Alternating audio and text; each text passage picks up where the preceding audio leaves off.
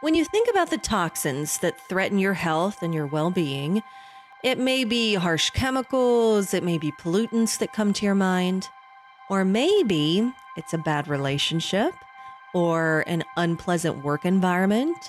But for far too many of us, it could be the high expectations that we place on ourselves that's absolutely eating away at us from the inside out. Well, Lacey Pruitt, who is our guest today on The Beauty Construct, she wants to help us all discover the emotional and the physical benefits of mastering the art of no. Can we say no and not feel guilty? She also talks about stepping away from the camera and getting back in touch with who we are. She's joining us right now. Lacey, thanks so much. We're so excited to have you today. Thank you. First of all, I love that accent. It just brings me an abundance of comfort. I love the y'alls and the fixins. From a former Miss Texas, is that right? Yes. Born and raised Texan, proud Texan. I can't get rid of it, so I embrace it. Oh, I love it. I love it.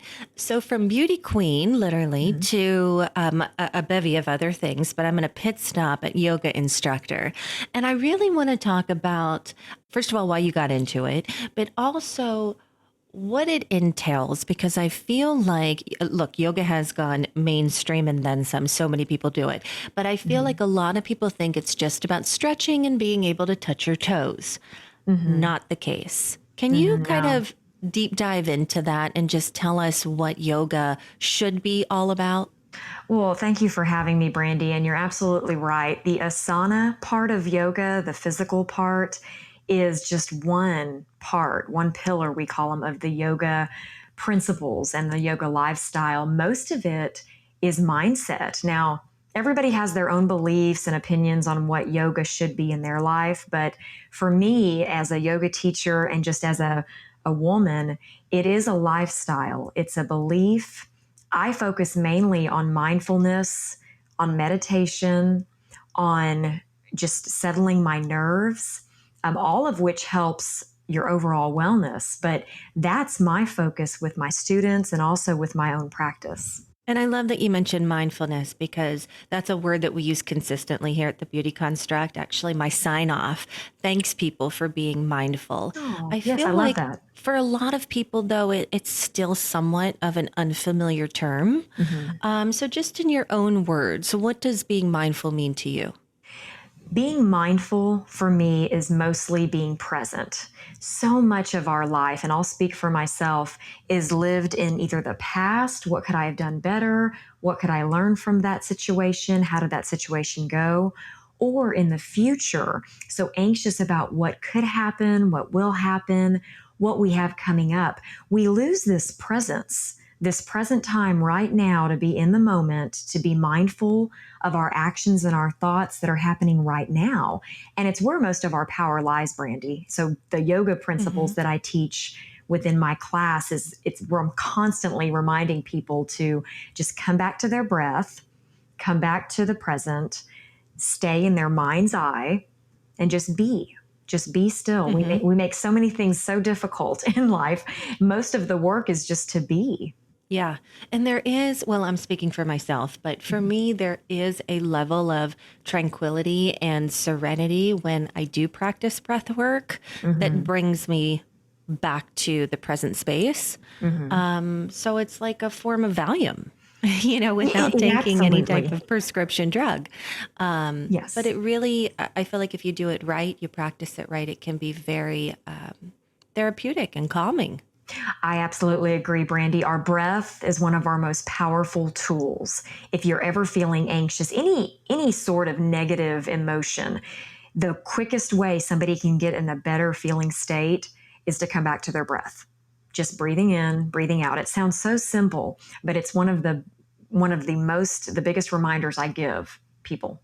Yeah. So how did you get into it? Well, that's not as glamorous of a story. So as you mentioned before, my background is on the pageant stage. I actually held several titles, and my proudest moment was when I was crowned Mrs. Texas United States. It was back in 2012. for me at the time in my life, that was the pinnacle of success. I'd worked so hard in that arena, and I've always wanted to represent my home state of Texas. So, mission accomplished, right? Well, not so much. So, the crown's on top of my head, and I realize I come back to the present. I feel miserable. I'm have massive headaches. I am not in my best health. Outside looking in, I look great. I'm doing what I'm, quote, supposed to. I hit the mark. I accomplished the thing, but I'm not as proud to say that my health was in a kind of a crisis mode. And part of that, I was hiding, obviously, so I could present myself to the world. It started coming out in my skin as well, and that wasn't as easy to hide, but just feeling not my best. And so when that confusion started happening where my outside wasn't mirroring my inside, I had to do some work. And that's where the yoga the yoga journey started there for me. It's just grown into so much more than I was even anticipating. Wow. So was this potentially triggered by stress, what you were going through? I believe so. Yeah. I believe so. Nobody taught me how to take care of myself in the past. So let me explain that a little bit. I went through, childhood, young adulthood, just doing the next thing. People, adults that you trust and, just people in your life tell you, okay, you should do this and success means this and the next step should be this. Mhm. So I was checking off boxes for the first, 20, 30 years of my life. And I was doing well, but I never considered, what do I really want? How does this make me feel? Is this really what I want to do with the rest of my life? Is this how I want to spend my time? Those questions did not come until my 30s. And it's unfortunate, but I want to use that awareness to help young people today as an author and speaker. Let's get to those good questions quicker Yeah. because I think life can evolve from there. Yeah. I know what you're saying, and I feel like so many people do. So many people want to make their parents happy. They want to make their grandparents happy, and they do what they want, what their form of happiness is, which isn't always happiness to us. Not always. No, and Brandi, I think there's more like us out there. And I think it's part of our responsibility to help educate younger women, younger people, but mainly young women are really near to my heart just because I want to be that person that I needed back then. So young women are at the forefront of my heart, but it's really people, men too. Yeah. I want to talk about just a few things that you mentioned. You're a beauty queen, you're on TV, you've had success in the entertainment industry, you're an author, you're a speaker. That all sounds great. What could be going wrong? I like to kind of peel back the layers because, like you just said, there's more of us out there. And that's kind of the social media curse, right? Everybody puts their best foot forward on Instagram and their lives look amazing. Not always the case. So let's talk about that if you wouldn't mind getting raw for a moment. What else was going on behind the scenes that so many other people can relate to? Well, I think to bring that story in, I should go back to that pinnacle moment where I thought, okay, you know what, I need to change something or I'm not going to survive. So I was having this outward success, still on stage, still speaking, still serving as Mrs. Texas. I was hosting a television show at the time here in Dallas. It was called Home and Lifestyle Television. So I was very out in the public. And I did have to put on a certain personality, a certain persona. It's not that it wasn't who I was. I feel like I was being as authentic as I knew to be. It was that my schedule was extremely stressful. I didn't have any downtime. I scheduled myself back to back. And it's not scheduling yourself for, say, a yoga class where you can kind of relax and detox. It was back to back schedules of being on. Being on stage, being on camera, having your A game at the forefront. So your energy, your cells, your nerves, they're all, on point. And without getting into too much science, it's this place of living where we're not ever dipping into the parasympathetic nervous system. That's our rest and restore part. It's where all of our body can repair. I was never dipping into that, Brandi. I was staying in the sympathetic nervous system. Go, go, go, do more, and stay stressed. So finally I hit that wall, or I should say my body hit that wall. where it said, no more. Mm-hmm. You're not going to take care of us. So guess what? We're going to shut down. Mm. And the way my body shut down was that I started experiencing some adrenal fatigue, some chronic fatigue. I didn't know what to diagnose myself as until I got some blood work done, but I know I felt horrible. Yeah. I felt tired. I couldn't sleep enough. I was drinking, 4 to 5 cups of coffee a day. I had to take Excedrin back then because I had a chronic headache. I was putting a Band-Aid Mm-hmm. on a lot in my life, and the Band-Aids don't always work in every situation. So with the help of some medical professionals that I really have come to respect, that aren't in the Western medicine world, they're in a more holistic approach. They're the people that told me, hey, just breathe. Mm-hmm. Hey, take a step back. Questioning, do you really want to do this, and this, these obligations that I had? What does my heart desire? Mm-hmm. I found out who my higher self was, got to dive into that inner person inside me to, see what she wants. Yeah. Lots of fun stuff, lots of growth. Mm-hmm. And it's a lot of work and it's a commitment. Absolutely. It's a lot of work. Yes. I want to kind of give the listeners a different perspective of the entertainment world because I myself have been in it, knock on woods, consistently for 17 years. And there is part of it that's really fun and glamorous and great, wonderful, beautiful, all of those words. But then there's the pressure. And you kind of said that without saying it. And that is taxing. It's heavy. I mean, once you step into the spotlight, there is a level of professionalism. There's a certain standard you have to uphold. There is a way that you have to look that just adds a lot of pressure and stress to your life. So not all that glitters is gold because there is a hefty weight that you have to carry around when you're in the entertainment world. The word that comes to mind as you talk is responsibility. There's a responsibility to it. It's funny to me when people look at social media, and we should all know that that's a highlight reel, but we all treat it like it's real life. Yeah. We all compare their highlight reel, a person's highlight reel, to our day to day. Anytime you do that, it's not going to go down a good road. There's a responsibility. If you're going to put yourself out in the public light, you need to have a good, solid sense of self. I feel like in my life, I've done it both ways. I nosedive into a semi-public lifestyle without a good sense of self. Brandi, that didn't serve me well at all. I Me was neither. constantly wondering, what is she thinking of me? What is that person thinking of me? Oh, they vocalized their opinion. Well, gosh, what repercussions does that hold? Did I answer that question appropriately? Do I look okay today? Am I what everybody wants to see today? I mean, we can go on and on, right? Exactly. In my opinion, you can't go out into the world so wishy-washy. Yeah. You've got to have a secure sense of self that this is who I am. This is what I choose to present today. This is the best I can do today. Here I go. It's that higher self mentality. If you're operating from what I think is your ultimate best, you're going to meditate. You're going to wake up in the morning. You're going to do your morning rituals, your workout, your routine, splash water on your face, do what you need to do to feel your best. Then go step outside into that spotlight. And I really do feel that sometimes stepping outside your front door of your home is stepping out in the spotlight because this world has become a photo shoot. Am I right? Yes.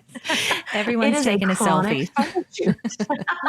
Everybody is taking a selfie. And if they're not taking a selfie, they're taking one of you. That's so funny. And this world has become this big old camera that you have to be ready for if you choose to be. I used to get dolled up head to toe to go just to the grocery store because I might run into somebody who's going to recognize me and I have to look a certain way.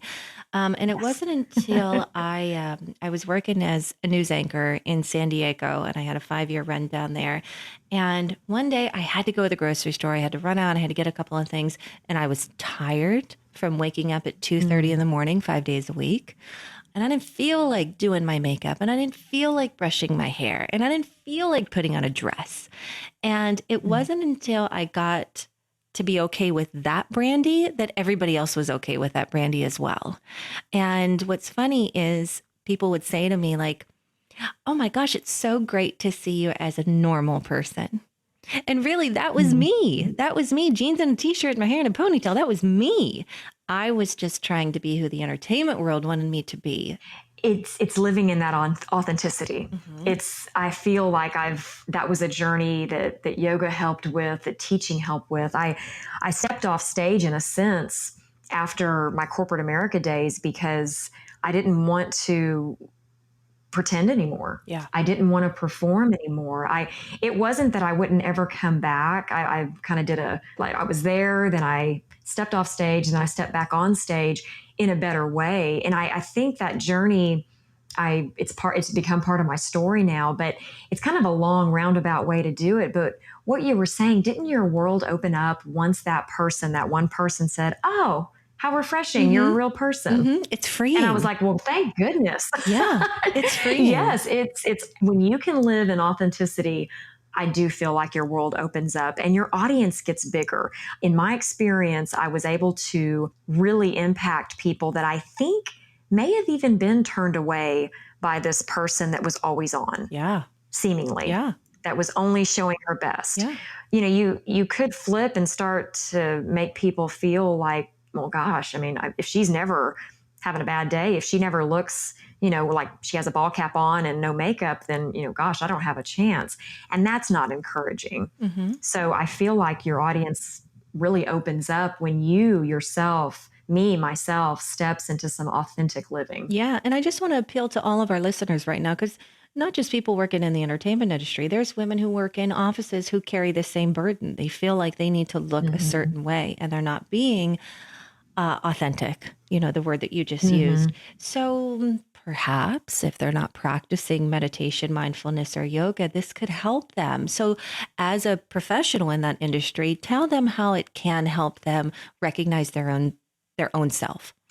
In my book, I talk about life as stages. So you step on stage, like you said, that's not a traditional stage in the entertainment world. It's when you step into your office, when you step into the boardroom, when you step into your doctor's office, your child's school. It's whatever role you're serving in today, you want to perform your best in that role. And it's not in an inauthentic way. You're performing your best because that thing matters so much to you, whatever you're doing with your day.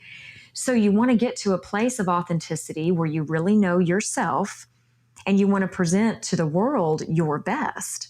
So the way to do that is just showing up in a way that feels the best to you. Being authentic, not feeling like you have to dress up, not feeling like you have to be a certain thing that's not true to who you want to be. Be proud Hmm. of who you present to the world, but make it your own. It's beauty. I mean, we know this. Beauty is so subjective. Yeah. Success, it's very subjective. Hmm. What defines what that is for a person? I have my opinions, other people have theirs, but go find your version Right. and go be it the best way you can. And then own it and own who you are. Own it. Yeah.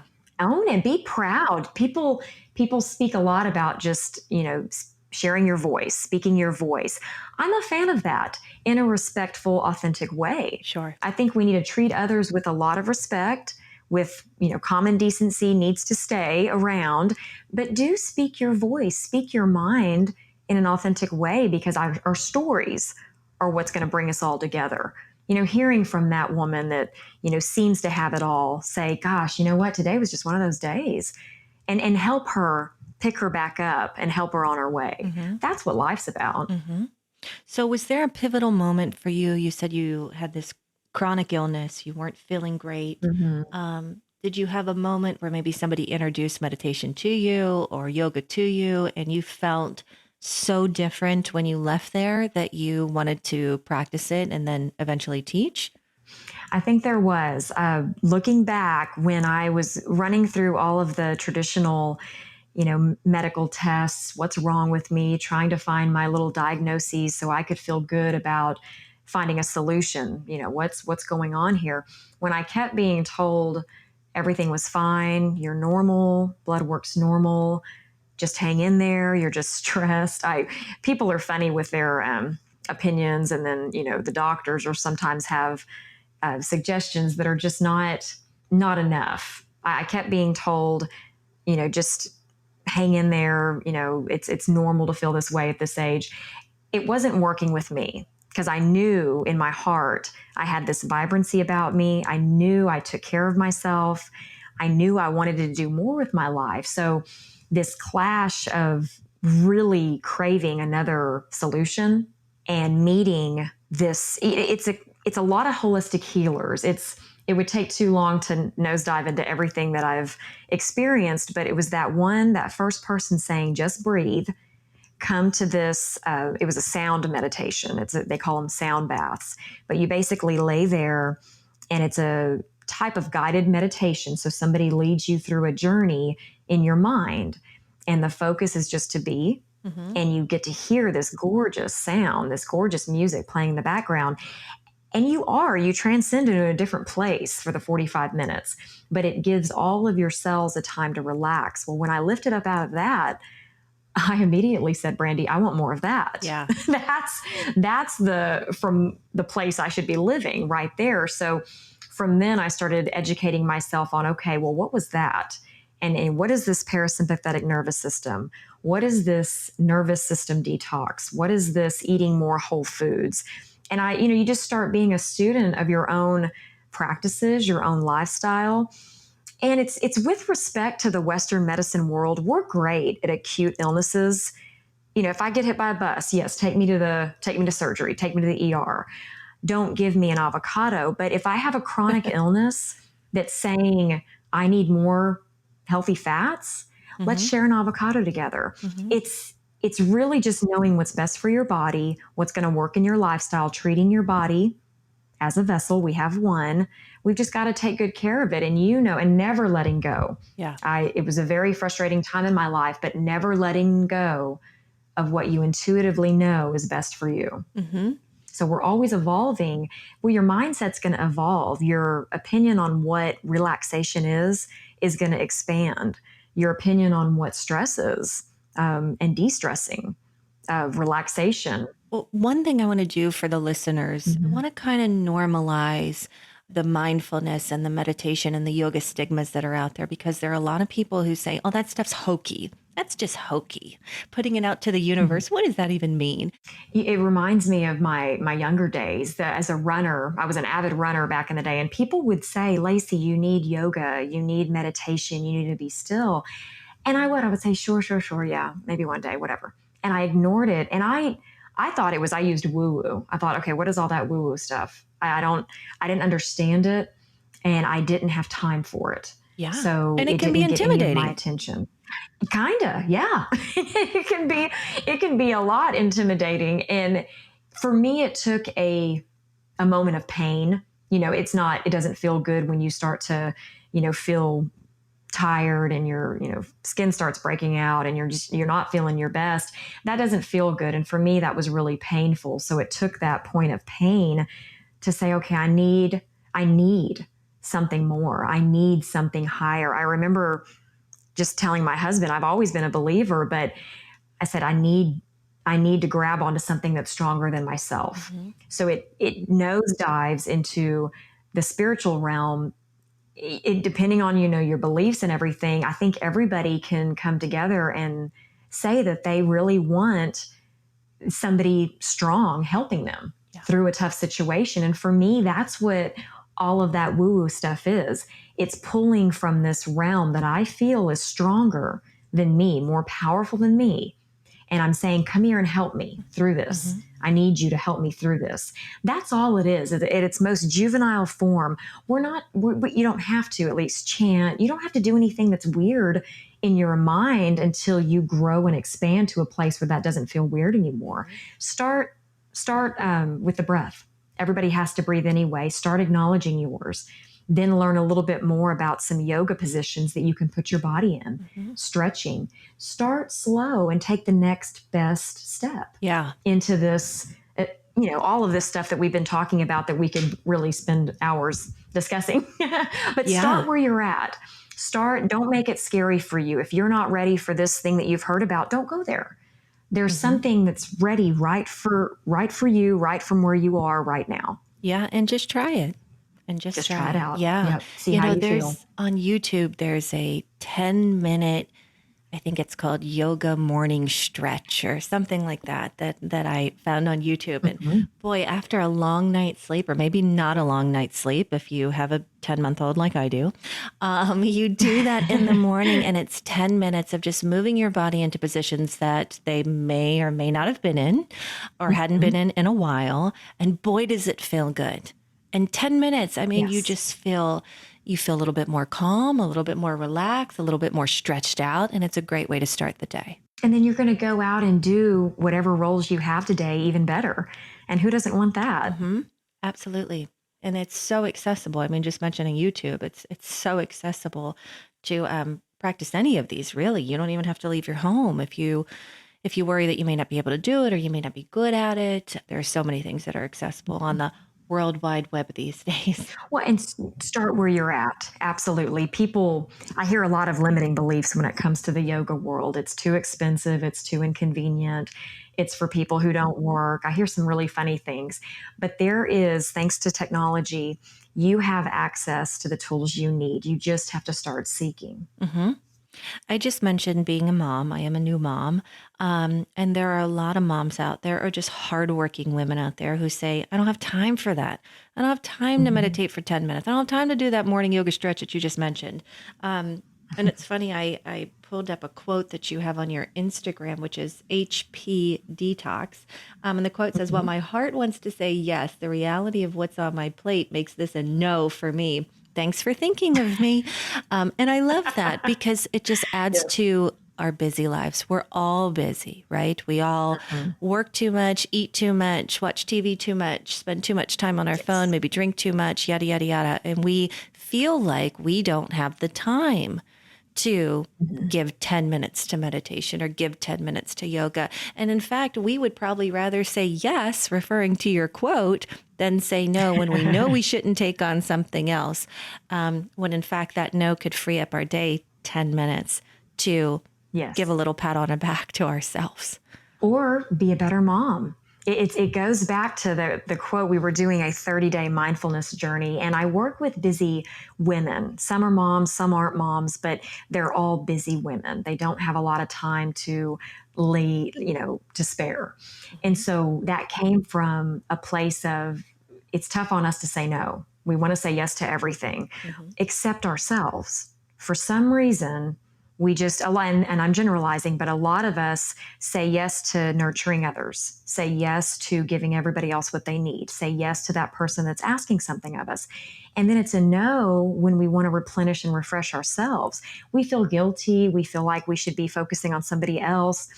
It's hard to observe as a friend or a sister, or, I see the women in my life, but it's also something I do.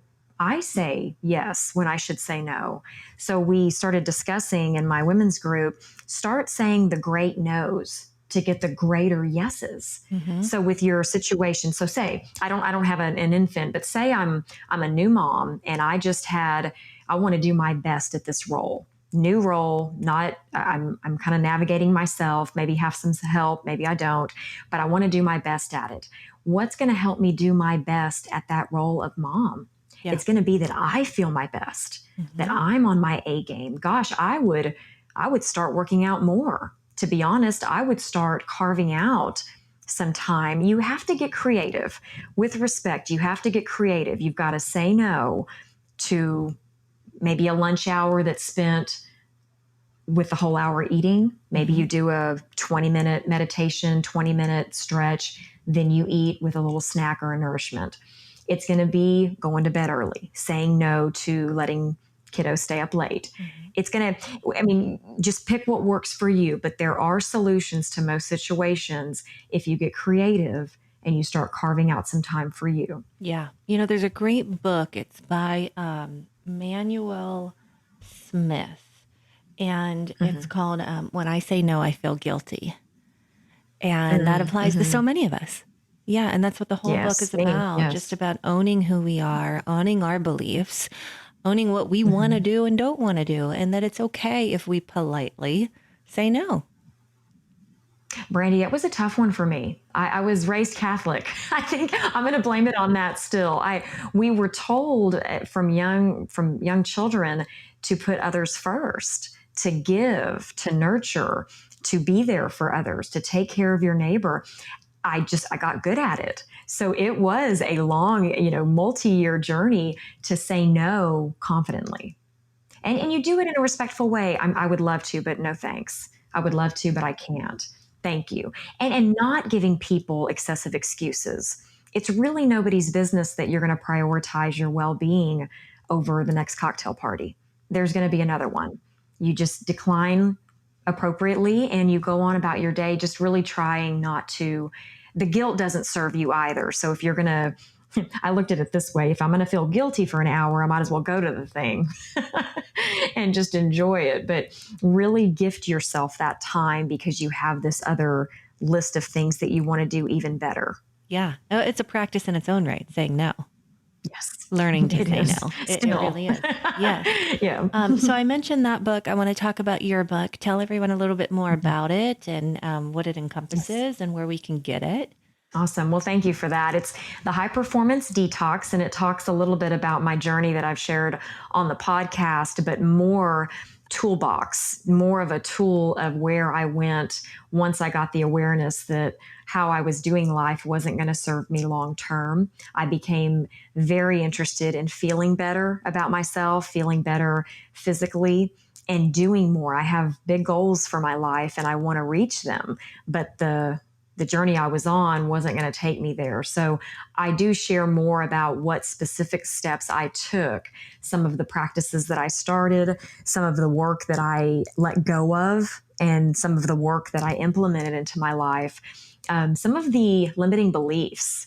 That was a very painful journey of mine. And I actually had to go away to this retreat for about a week to really nosedive into some core limiting beliefs that have just been stuck in my gut my whole life. There are things that you clinch onto because of what you've learned in your past, or maybe one person told you in your past and it just stuck, but it's not true. And you're living your life with that limiting belief. So it's time to let those go. And there's practices of cutting the cord, there's meditation, and it's not a one and done thing. So I also share that although I've gone through this journey, that really was in some cases just the beginning of my journey. We continue to expand and evolve. So while I've learned what I've learned, there's more coming. And High Performance Detox is more of detoxing from those mindsets that weren't serving us.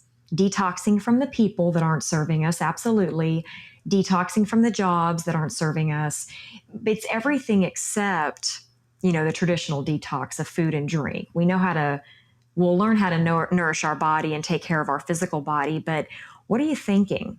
Your cells are listening to that too, and that's going to manifest into either healthy bodies, healthy minds, or the other.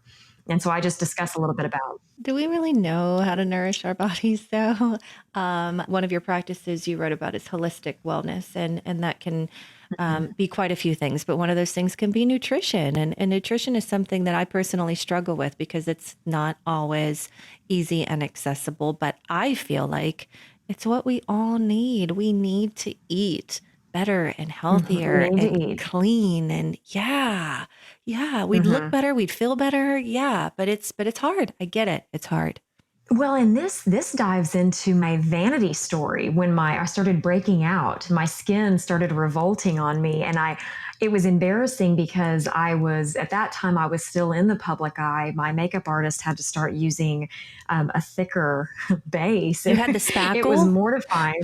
It was pretty much, pretty much. And I just thought, and I kept painting this stuff on my skin because I didn't really know why, what was growing, but I now know I was feeding my body stuff that it didn't recognize and it couldn't use. So a broad rule of thumb that I use now with my nutrition is just acknowledging how my body can use this. So we lead a busy lifestyle. We do want a social life. You're absolutely right. While it's getting better, a lot of restaurants aren't going to farm to table it and keep things very pure.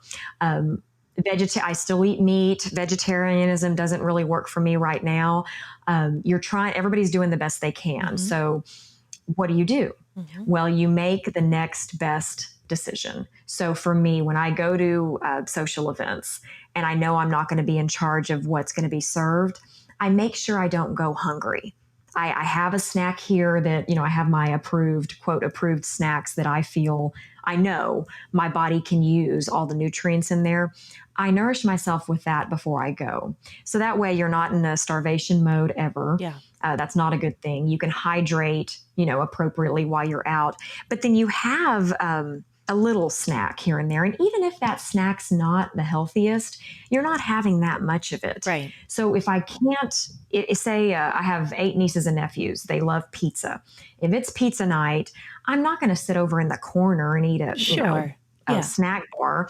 I'm going to have one slice of pizza with them and just try to blot the oil off. Yeah. Well, hey, you're better. You're better than I am with only having one, because I don't stop at one. It's you have to just constantly, once you feel how good the body can feel, you really don't want to go back. And I think at this stage in the game, we've probably both felt when we've been like, oh, okay, I feel really good, really healthy. I made good choices today.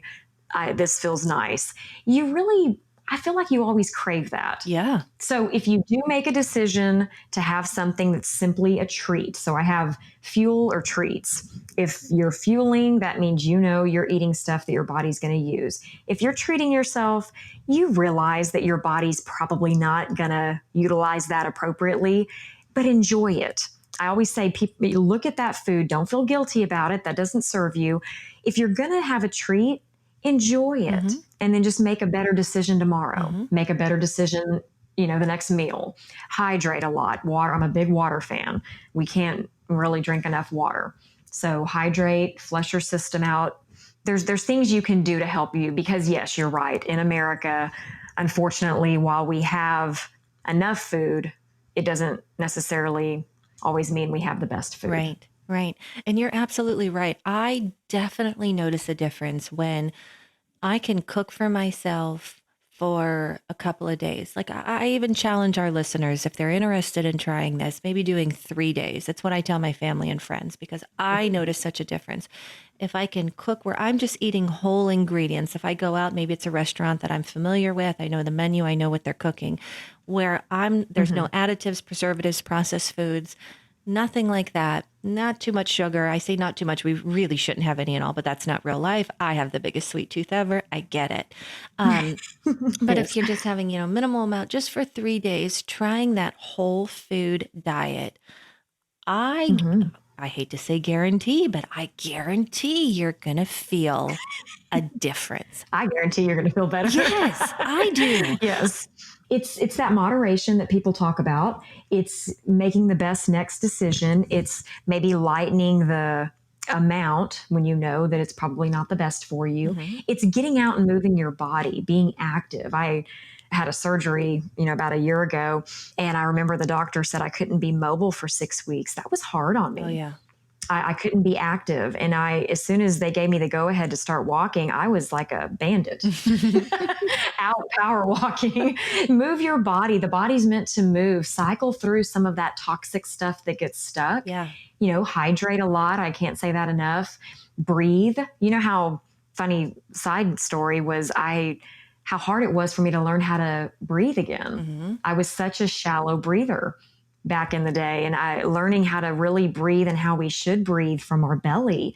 That was just some awareness that it's life-changing for me today, but just breathe. Yeah, no, you're right. I actually had to do some physical therapy for an injury, and they had Pilates there. Now, I had been doing Pilates for years, and they were teaching me how to slow down and connect with my breath. And let me tell you, Pilates became so much harder. And I understood it then. I understood the practice and what it was supposed to be about. That's the same with yoga. And just being aware of that mind-body connection. If you stay present in a yoga class, you're going to be proud of yourself no matter what your asana looks like, no matter what your pose looks like. It's not the prettiest pose that wins. It's the one that feels the best. Right. I am very good at Savasana. Very good. Yes. Yes, and that's important.